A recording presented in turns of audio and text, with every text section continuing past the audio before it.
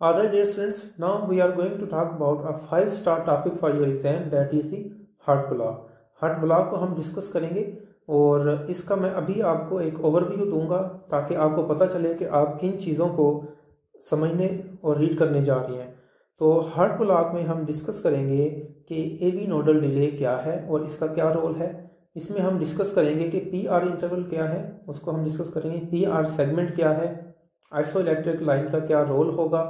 फिर हम इसमें डिस्कस करेंगे कि नॉर्मल पी आर इंटरवल कितना होता है और ये कितना इंक्रीज हो कि ये हार्ट ब्लॉक या एवी नोडल ब्लॉक की कैटेगरी में आएगा। Then we will talk about the types of heart block, जिसमें टाइप 1, टाइप 2 और टाइप 3 को डिस्कस करेंगे। फिर टाइप 2 हार्ट ब्लॉक की 2 सब टाइप्स हैं, उनको डिस्कस करेंगे और हम डिस्कस करेंगे कि उनके क्या कैरेक्टरिस्टिक फीचर्स हैं। तो इन सब चीज़ों को हम इसी टॉपिक में डिस्कस करेंगे। So let's begin our discussion on heart block. Okay dear students, heart block को बेहतर अंदाज में समझने के लिए कुछ बेसिक चीज़ों को हम इसमें डिस्कस करेंगे। तो सबसे पहले आपको पता होना चाहिए कि जो एवी नोडल डिले है on ECG, it is represented by PR interval. ठीक है, तो ईसीजी को हम देखते हैं। तो ये हमारे पास ईसीजी है। तो पीआर इंटरवल क्या है, ये हमारे पास पी आर इंटरवल है। ठीक है, तो बेसिकली पी आर इंटरवल क्या है, it is the time from beginning और start of the atrial depolarisation to the start of ventricular depolarisation. ठीक है, तो इसमें क्या चीज़ आ रही है, हमारे पास ये पी वेव आ रही है और फिर यहाँ तक, यानी कि यहाँ से लेके यहाँ तक पी वेव है विच रिप्रेजेंट्स द एट्रियल डीपोलराइजेशन।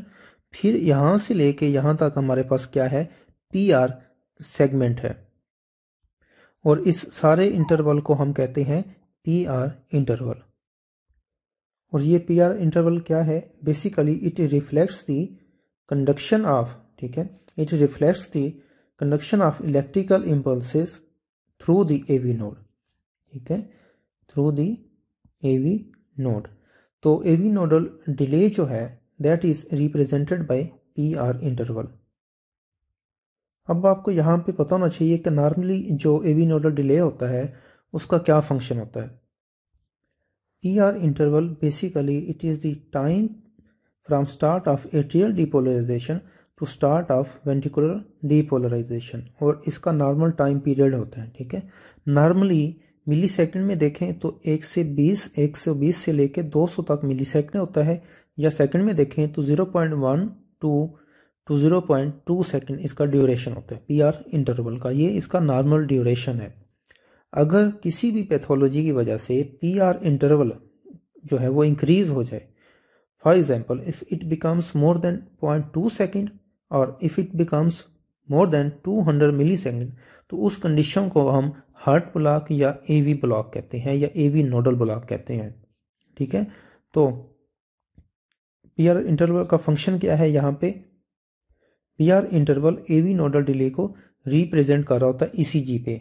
अगर ईसीजी पे हमें मिलता है पी आर इंटरवल जो है वो प्रोलॉन्ग हो गया है, ठीक है, नॉर्मली पी आर इंटरवल कितना है, सेकंड में देखें 0.1 टू 0.2 सेकंड है और मिली सेकंड में 120 से 200 के दरमियान ये पी आर इंटरवल है।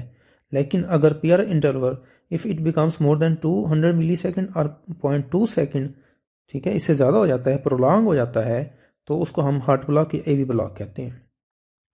तो यहाँ पे डियर स्टूडेंट्स हमने समझ लिया कि हार्ट ब्लॉक है क्या, ठीक है, और पी आर इंटरवल का इसमें क्या रोल है। अब मैं कुछ बेसिक यहाँ पे आपको बताना चाहूँगा कि पी आर इंटरवल कैसे डेवलप होता है। तो हमें पता है कि जो इलेक्ट्रिकल एक्टिविटी है हार्ट की, electrical activity is followed by mechanical activity of heart. अब क्या होता है कि जब एक्शन पोटेंशियल डेवलप होता है, ठीक है, फॉर एग्जांपल ऐसे नोड फायर करता है, ठीक है, तो वो इलेक्ट्रिकल इम्पल्सेस कहाँ पे जाती हैं, एट्रिया में जाती हैं। अगर हम इस हार्ट में देखें तो ऐसे नोड अगर फायर करता है तो इलेक्ट्रिकल इम्पल्सेस फिर जाएंगी एट्रिया में जाएंगी। ठीक है,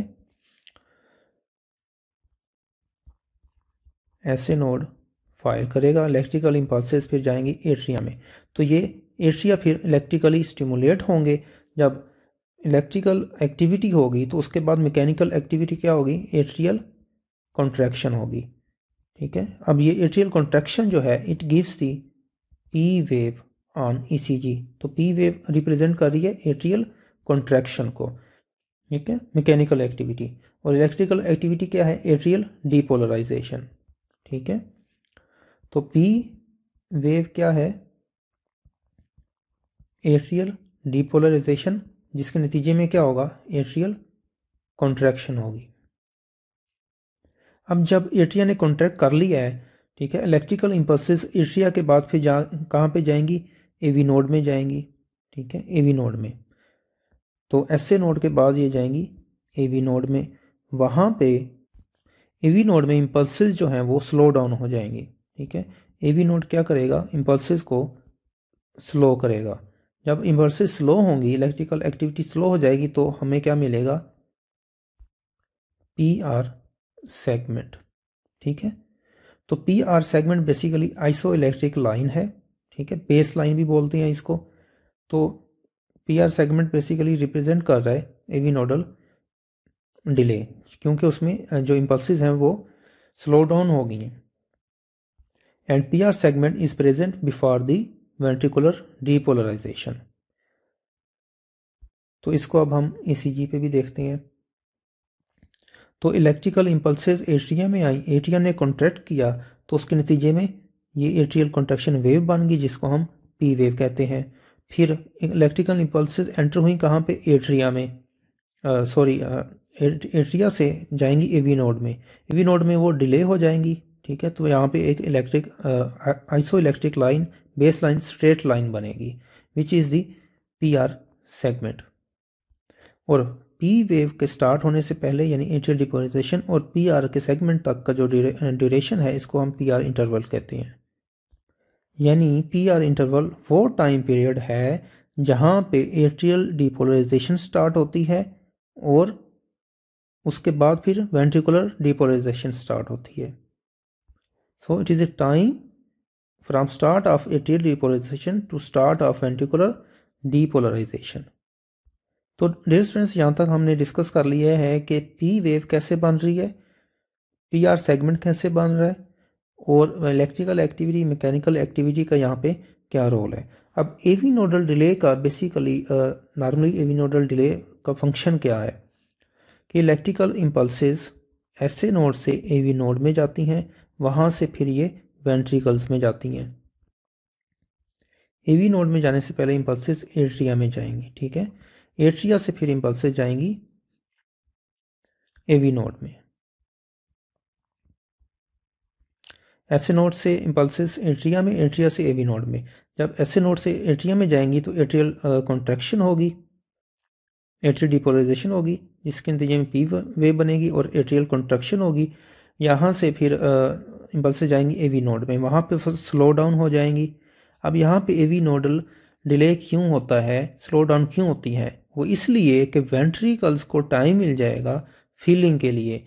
अगर ऐसे नोड में इम्पल्सेस ऐसे नोड से जाएं एट्रिया में और फ़ौरन वो जाएं एवी नोड में और फ़ौरन वो जो है वेंट्रिकल में चली जाएं, तो वेंट्रिकल जब इलेक्ट्रिकली स्टिमुलेट होगा तो उसने फिर क्या करना होगा, कॉन्ट्रैक्शन करनी होगी।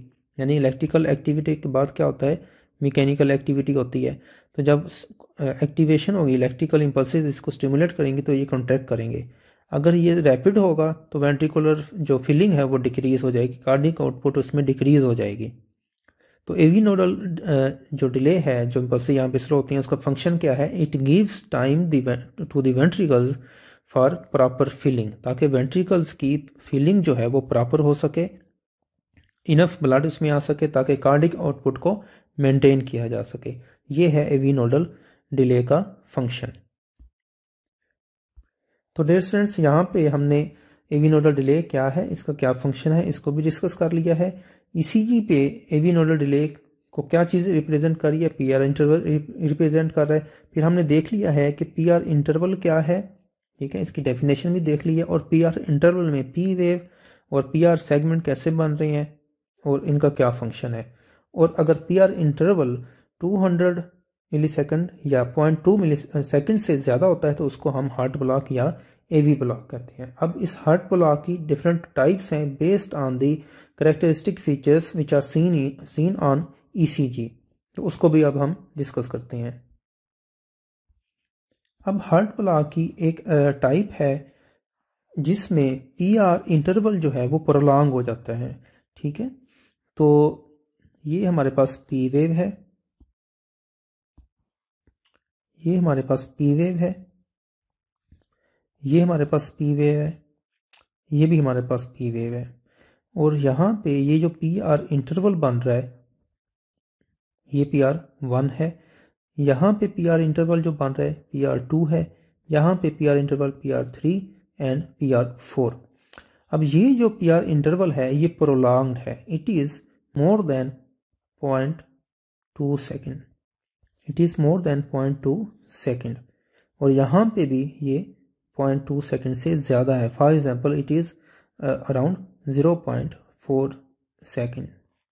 यहाँ भी 0.4 सेकेंड का जो है पी आर इंटरवल है, यहाँ भी और यहाँ पे भी 0.4 सेकेंड का पी आर इंटरवल है। तो पी आर इंटरवल नॉर्मली क्या है 0.2 सेकेंड, ये नॉर्मल है, लेकिन यहाँ पे ये प्रोलॉन्ग हो चुका है। नॉर्मल 0.2 सेकेंड है, यहाँ पे ये 0.4 सेकेंड बन चुका है, तो पी आर इंटरवल प्रोलॉन्ग हो गया। अब प्रोलॉन्ग है लेकिन थ्रू आउट द ईसीजी ये सेम प्रोलॉन्ग रहता है, ठीक है। थ्रू आउट द ईसीजी जो प्रोलॉन्गेशन है वो सेम है यानी फिक्स है। तो हार्ट ब्लॉक की वो टाइप जिसमें प्रोलॉन्ग पी आर इंटरवल है और ये फिक्स्ड है थ्रू आउट द ईसीजी, इसमें क्यूआरएस जो है वो प्रेजेंट है, यहाँ भी क्यूआरएस प्रेजेंट है, यहाँ भी और यहाँ पे भी क्यूआरएस कम्प्लेक्स जो है वो प्रेजेंट है थ्रू आउट द ईसीजी। तो पी आर इंटरवल प्रोलॉन्ग होगा, फिक्स होगा, प्लस क्यूआरएस कम्प्लेक्स जो है प्रेजेंट होगा थ्रू आउट द ईसीजी। तो हार्ट ब्लॉक की टाइप 1 इसको कहते हैं। तो इस टाइप में क्या होगा कि P R interval through out the ECG prolong और फिक्स होगा और through out the ECG QRS जो कम्प्लेक्स है वो प्रेजेंट होगा। This is the type 1 heart block. So type 1 heart block में क्या है बेसिकली कि इसमें प्रोलॉन्ग पी आर इंटरवल है, फॉर एग्जांपल ये 0.4 सेकेंड का हो जाता है और ये फिक्स रहता है throughout the ECG, 0.4 second prolongation रहेगी throughout the ECG. P R 1, P R 2, P R 3, P R 4 जो है वो सेम रहेंगे और क्यूआरएस जो है it is present through out the ECG. तो ये फीचर्स हैं ऑफ टाइप 1 हार्ट ब्लॉक के, ईसीजी फीचर्स हैं। सो एग्जाम में क्वेश्चन आता है वो आपको देते हैं कि जो पी आर इंटरवल है it is present, it is prolong through out the ECG and it is fixed और क्यूआरएस प्रेजेंट है, देन हार्ट ब्लॉक की टाइप कौन सी है, टाइप 1 है।